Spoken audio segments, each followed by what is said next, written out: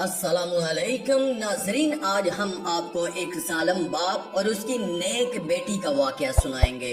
बयान किया जाता है कि पहले जमाने में एक गांव था जो ऊंचे पहाड़ों पर था और उस गांव की ज्यादातर आबादी यहूदियों की थी और वहां यहूदी रहते थे।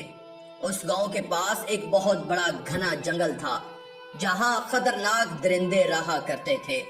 उस गांव में एक यहूदी लड़की अपने बाप के साथ रहती थी। वो बाप अपनी बेटी पर जुल्म करता था क्योंकि उस गांव का रवाज था कि वहां बेटियों से बहुत ज्यादा नफरत की जाती थी। सबसे बड़ी बात यह थी कि उस लड़की की माँ नहीं थी। वो बेचारी अपने घर के काम किया करती और खेतों की भी देखभाल किया करती।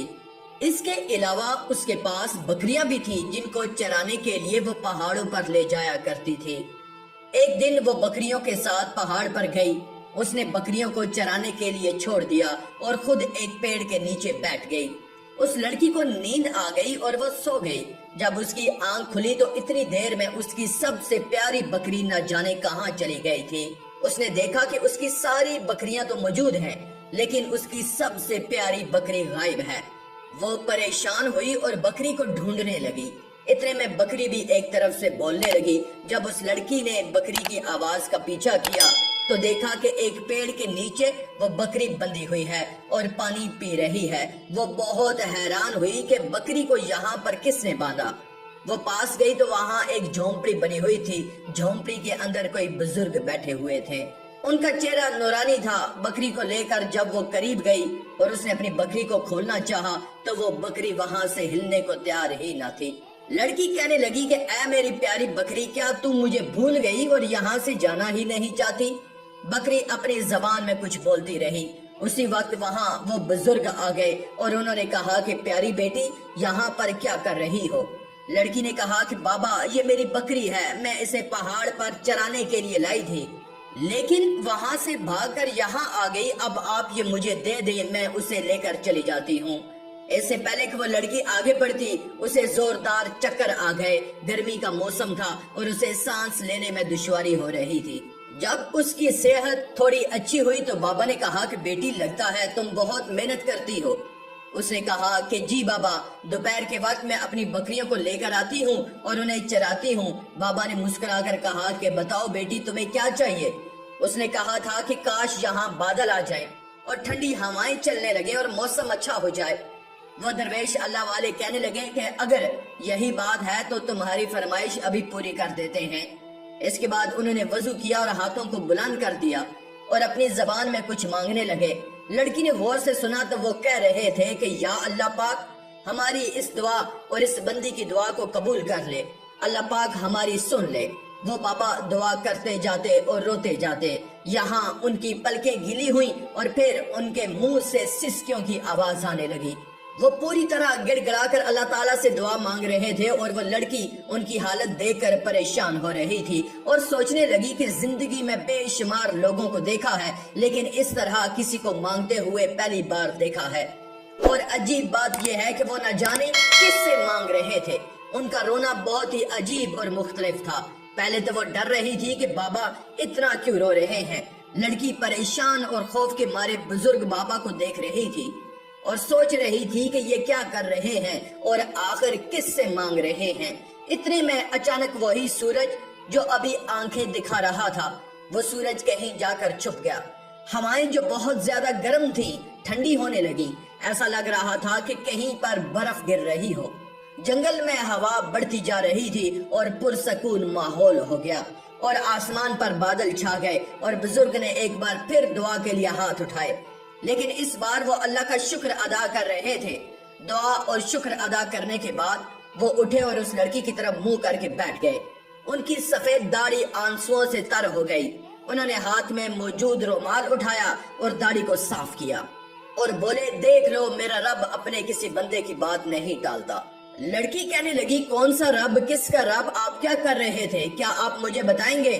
और उस गर्मी में ये कैसा मौसम हो गया है? आप किस रब की बात कर रहे हैं? अल्लाह वाले कहने लगे, मैं उसी की बात कर रहा हूँ जो रब वाहिद है, उसके सिवा कोई रब नहीं, वो अकेला है, उसके सिवा हम किसी की इबादत नहीं करते। اور جو تم نے مجھے دیکھا میں اٹھا اور بیٹھا وہ نماز پڑھنے کا انداز تھا، یہ میں عبادت کر رہا تھا۔ میں نے 2 رکعت نفل نماز ادا کی اور اس کے بعد میں نے دعا کے لیے ہاتھ اٹھائے، میں اسی سے مانگ رہا تھا اور دیکھو اس نے میری دعا کو سن لیا۔ تو وہ کہنے لگی کہ یہ عجیب ماجرا میں نے دیکھا ہے، آپ مجھے بتائیں آپ اپنے رب کو کیسے مناتے ہیں، وہ کیسے آپ کی دعا سنتا ہے؟ اللہ والے مسکرائے اور کہنے لگے میں نے یہ بات اپنی ماں سے سیکھی ہے۔ جب میں چھوٹا تھا اور بچپن میں کوئی بھی بات مجھے منوانی ہوتی تو میں رونے لگتا، ماں سے میرا رونا برداشت نہ ہوتا اور وہ تڑپ جاتی اور میری ہر خواہش پوری کر دیتی اور مجھے پیار کرتی، میں جو کہتا تھا وہی کرتی تھی۔ اس کے بعد ان بزرگ نے بتایا کہ اللہ نے مجھے ہدایت دی اور میں عالم دین کے پاس قرآن مجید پڑھنے لگا۔ تمہیں بتا دوں کہ قرآن مجید ہماری مقدس کتاب ہے۔ جب میں قرآن پڑھنے جاتا تو ایک دن مولوی صاحب نے فرمایا اللہ ایک انسان سے 70 ماؤں سے زیادہ پیار کرتا ہے۔ بزرگ کہنے لگے کہ ایک وہ دن تھا اور ایک آج کا دن ہے، میں روتا ہوں گڑ گڑا کر مانگتا ہوں تو میرا اللہ جو مجھے 70 ماؤں سے زیادہ پیار کرتا ہے وہ میری جائز دعا سن لیتا ہے۔ یہ میرا کمال نہیں بلکہ اس رب کا کمال ہے۔ لڑکی کہنے لگی کہ اس کا مطلب آپ جس رب کو مانتے ہیں اسی نے پوری دنیا بنائی ہے، مجھے اور آپ کو اور میری بکریوں کو بھی اسی نے بنایا ہے، نہ صرف بکریاں بلکہ یہ درخت، چرند پرند بھی، چاند اور سورج اور زمین کا ذرا ذرا سب اسی نے بنایا ہے۔ بزرگ نے کہا کہ جہاں جہاں جاؤ گی بیٹی ہر جگہ کو اسی نے بنایا ہے۔ لڑکی کہنے لگی بابا کیا آپ مجھے کلمہ پڑھا سکتے ہیں؟ وہی کلمہ جسے پڑھ کر لوگ مسلمان ہوتے ہیں۔ بابا نے کہا کہ آؤ مل کر میرے ساتھ وضو کرو۔ اس نے وضو کیا، بابا نے اس کو پورا طریقہ بتایا، پھر اس نے بابا کے پاس آ کر کلمہ پڑھا اور مسلمان ہو گئی۔ بابا نے اسے نماز پڑھنے کا طریقہ بھی بتایا۔ وہ لڑکی بہت خوش تھی، اسے ایسا لگ رہا تھا کہ اس نے سب کچھ پا لیا ہے، لیکن یہاں پر تو وہ خوش تھی لیکن گھر پر اس کا باپ ایک ڈنڈا لیے اس کا انتظار کر رہا تھا۔ لڑکی نے اپنی بکریوں کو لیا اور گھر پر آ گئی۔ باپ نے پوچھا کہ تم کہاں سے آ رہی ہو؟ لڑکی نے بولا بابا وہ جنگل میں بکریاں چلی گئی تھی تو ان کو ڈھونڈ کر لائی۔ باپ بیٹی کے قریب آیا تو زور سے اس کو مارنے لگا۔ وہ جب بیٹی کو مارتا بیٹی تڑپتی، اس کا باپ اسے اور زیادہ مارتا، وہ ظالم اسے مارتا جا رہا تھا۔ لڑکی بے ہوش ہو کر زمین پر گر گئی۔ جب اسے ہوش آیا تو اس کے جسم میں اتنی بھی طاقت نہ تھی کہ وہ خود اٹھ پاتی۔ پھر اچانک اس کے ذہن میں وہی بزرگ بابا آئے۔ وہ بزرگ بابا ایسا لگ رہا تھا جیسے اس سے کہہ رہے ہیں میری پیاری بیٹی اٹھو اور وضو کرو اور نماز پڑھو۔ اس کے بعد لڑکی اٹھ گئی۔ نماز پڑھنے کے بعد انہی بزرگ کی طرح رونا شروع کر دیا، رو رو کر گڑ گڑا کر اللہ تعالیٰ سے دعا مانگی کہ اے میرے پیارے اللہ، میرا باپ مجھ سے محبت نہیں کرتا، میرے باپ کے دل میں میرے لیے محبت ڈال دے، وہ مجھ سے محبت کرنے لگے۔ میرے باپ کے دل میں تو اسلام کی شمع روشن کر دے، اس کے دل میں اپنی محبت ڈال دے۔ اس کا باپ جنگل کی طرف جا رہا تھا۔ جب وہ جنگل میں پہنچا تو وہاں پر اچانک ایک خونخوار چیتا آ گیا اور وہ اس کی طرف بڑھ رہا تھا۔ چیتے کو دیکھ کر ایسا لگ رہا تھا کہ چیتا اسے کھا جائے گا۔ اس سے پہلے کہ وہاں سے بھاگتا اس چیتے نے اس پر حملہ کر دیا اور وہ آدمی زخمی ہو گیا، لیکن چیتے کو اس کو مارنے کا حکم نہیں تھا۔ اسی وقت وہ اللہ والے بزرگ وہاں پر آ گئے۔ انہوں نے اسے کہا کہ بس اب اسے اس کی سزا مل چکی ہے، اب تم چلے جاؤ۔ وہ چیتا وہاں سے جا چکا تھا اور وہ آدمی نشے میں چور بابا کو دیکھ رہا تھا کہ کون ہو تم اور یہاں پر کیا کر رہے ہو اور تمہارے کہنے سے یہ چیتا کیسے چلا گیا؟ انہوں نے کہا کہ تو بچ گیا، پتا ہے کس کی وجہ سے؟ تیری بیٹی کی وجہ سے، جسے تو ابھی مار پیٹ کر آیا ہے۔ تو جانتا ہے کہ تیری بیٹی مسلمان ہو چکی ہے؟ اس نے کہا کیا بکواس کر رہے ہو؟ بزرگوں نے کہا کہ میں کوئی بکواس نہیں کر رہا، اس بیٹی کی وجہ سے آج تم بچ گئے ہو۔ اگر آج تم یہ بات نہیں مانتے تو میں دوبارہ اسی چیتے کو بلا لیتا ہوں، وہ تمہارا کام تمام کر دے گا۔ بزرگ نے اس چیتے کو اشارہ کیا جو کچھ دیر پہلے جا چکا تھا۔ وہ دوبارہ آ گیا۔ وہ آدمی بچاؤ بچاؤ کی آوازیں لگا رہا تھا اور کہہ رہا تھا کہ میں نے مار لیا۔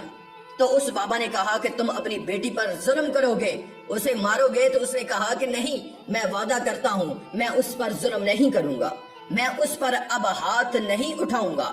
اللہ والے نے کہا کہ ہمارے دین میں بیٹیوں سے محبت کی جاتی ہے۔ اس نے کہا کہ بابا میں آپ سے معافی مانگتا ہوں، میں آئندہ ایسی کوئی حرکت نہیں کروں گا اور اب میں بھی مسلمان ہونا چاہتا ہوں۔ آخر میری بیٹی نے مسلمان ہونے کی دعا کی ہے، پھر اس نے کلمہ پڑھ لیا اور وہ بھی مسلمان ہو گیا۔ یہ واقعہ ہر اس انسان کے لیے ہے جو اپنی بیٹی کو بوجھ سمجھتے ہیں۔ اسلام میں بیٹیوں سے محبت کی جاتی ہے۔ بیٹیاں تو ہمارے آنگن کا حسین پھول ہیں، ان کو بہت پیار سے رکھیں اور کوئی تکلیف نہ دیں۔ آخر میں اللہ رب العزت سے دعا ہے کہ اللہ ہمیں نیک اعمال کرنے اور برائی سے بچنے اور بچانے کی توفیق عطا فرمائے، آمین یا رب